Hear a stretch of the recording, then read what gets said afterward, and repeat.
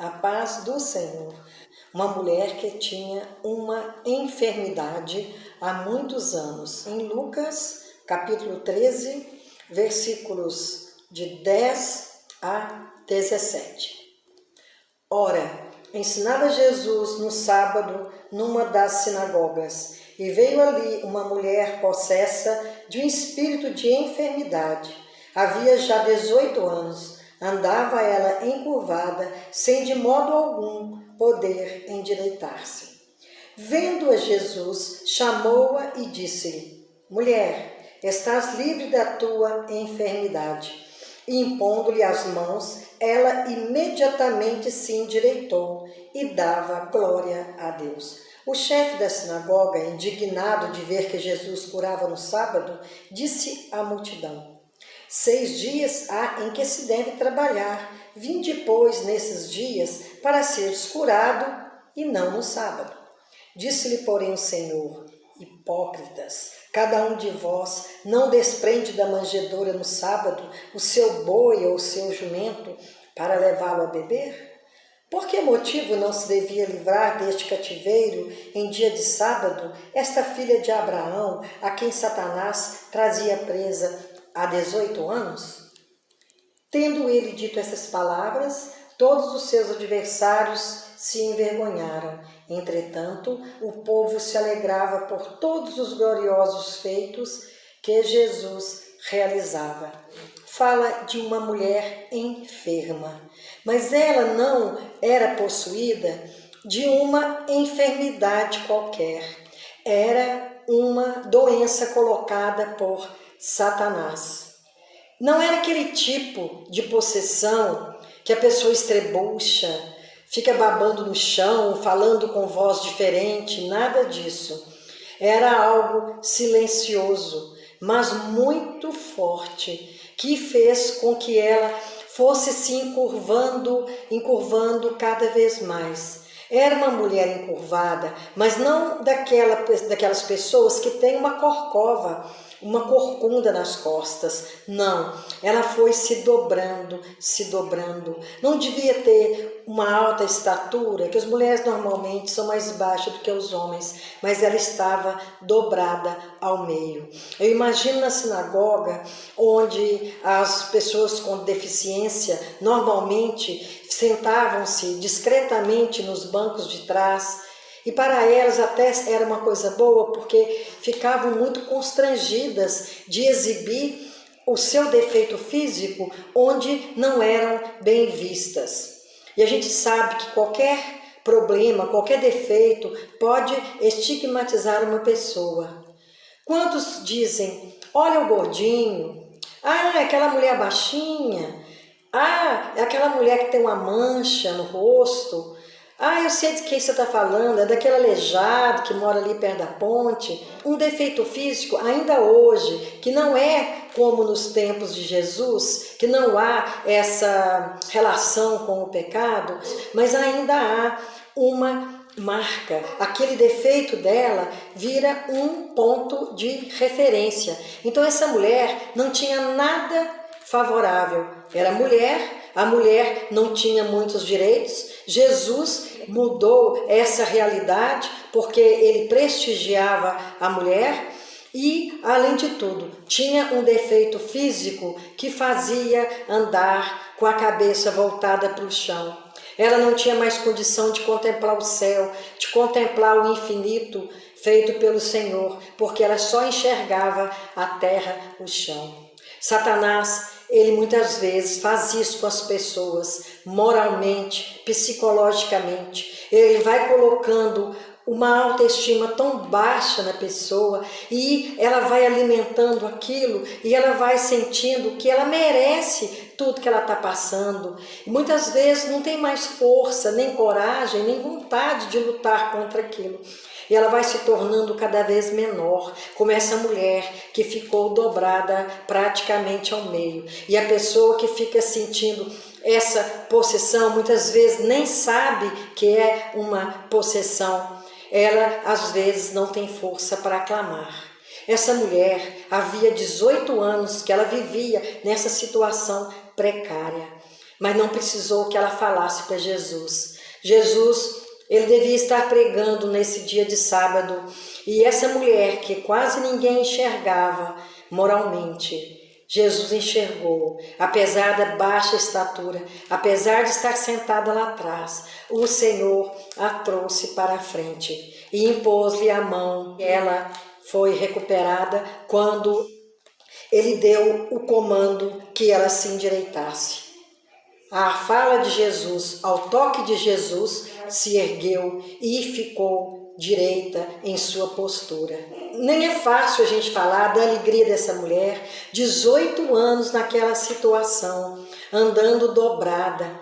Eu imagino para dormir, para ir até a sinagoga, para receber pessoas em sua casa, como a sua vida era limitada, como seus movimentos eram limitados, e sem contar que quando a pessoa é aleijada, ela tem um problema de muito tempo, os seus músculos, eles vão se atrofiando, a coluna vai tomando aquela forma e chega num ponto que não tem mais o que fazer.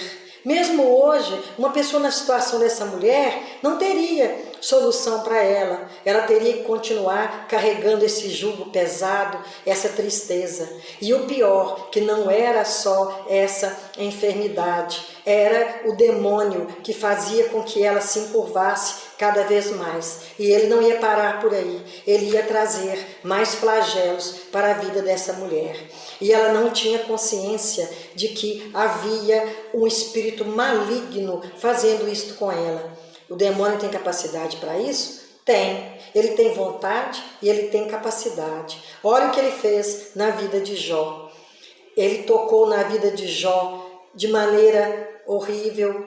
Ele acabou com o físico dele, ele adoeceu, ele teve feridas pelo corpo, ele teve lepra, ele perdeu os filhos, mas ele tocou até onde Deus permitiu. E depois ele recuperou tudo, porque o Senhor é que vira cativeiros. Como o Senhor, neste sábado na sinagoga, ele virou, ele destruiu as amarras, as correntes que prendiam aquela mulher. Ela ficou livre desse cativeiro tremendo que ela enfrentava.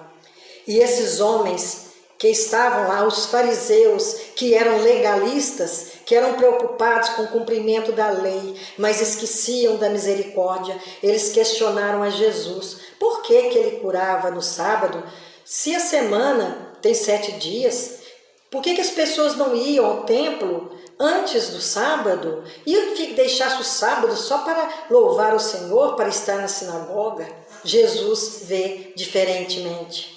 Porque o Senhor não olha apenas para a aparência, Ele enxerga por dentro de nós, Ele enxerga o nosso coração, a nossa mente. Ele sabe tudo que se passa conosco, Ele sabe tudo que nos envolve, tudo que é de nosso interesse, por onde andamos, o que estamos pensando. E ele prescrutou a vida dessa mulher, o coração dessa mulher e a mente. E sem que ela pedisse, ele conhecia a necessidade. Por isso que seus olhos alcançaram aquela mulher que estava ali no anonimato, fazendo questão de ser uma pessoa anônima. Esse texto é um texto de compaixão e um texto de confronto, porque os fariseus, eles não discutiam os milagres de Jesus, porque eram indiscutíveis, não havia o que falar, não havia como objetar. Mas eles questionavam o sábado, sendo legalistas, eles queriam incriminar Jesus pela não guarda do sábado. Para eles, ele não estava guardando o sábado, ele estava violando o mandamento, sendo que o Senhor, ele enxerga o ser humano, as suas necessidades. O ser humano vale muito mais do que um passarinho. Quanto mais ele vale do que um animal que esses fariseus protegiam, que se caíssem num buraco no dia de sábado, eles iriam lá retirá-lo, porque também representava ganho, representava dinheiro, posse. Mas eles não se incomodavam com o crescimento espiritual daqueles que frequentavam a sinagoga. Continua assim até hoje, porque não abrem mão de se cumprir um mandamento, passando por cima da vontade, da necessidade humana. E isso não é certo, porque o homem é a obra-prima da criação. Disse-lhe o Senhor: hipócritas, cada um de vós não desprende da manjedoura no sábado o seu boi e o seu jumento para levá-lo a beber? Se o animal tivesse sede, ele não ia pensar: hoje é sábado, deixa ele morrer de sede. Agora, eles compararem com a situação dessa mulher, 18 anos, não são 18 dias de carência, de opressão demoníaca. É como se Satanás tivesse preso a nuca, fazendo com que cada vez mais ela se curvasse. Há tantas pessoas que estão se rebaixando, se curvando, com a autoestima no chão, porque acham que não há mais remédio para o caso delas, que não há o que fazer, e muitas vezes esquecem de buscar o Senhor. O Senhor tudo muda, o Senhor tudo modifica, não há nada difícil para Ele, há nada impossível para o Senhor. Então, mesmo que nós estejamos passando por dificuldades que duram anos, ainda que a nossa enfermidade esteja durando anos, nós não podemos desanimar, não podemos desistir de clamar ao Senhor, de pedir, porque os olhos do Senhor, eles sempre nos alcançam. A boca do Senhor, ela sempre fala palavras para melhorar a nossa vida, para tirar-nos do poço fundo, para levar-nos à tona, para recobrarmos a alegria de viver. Os fariseus não pensavam assim. Eles viam de maneira limitada.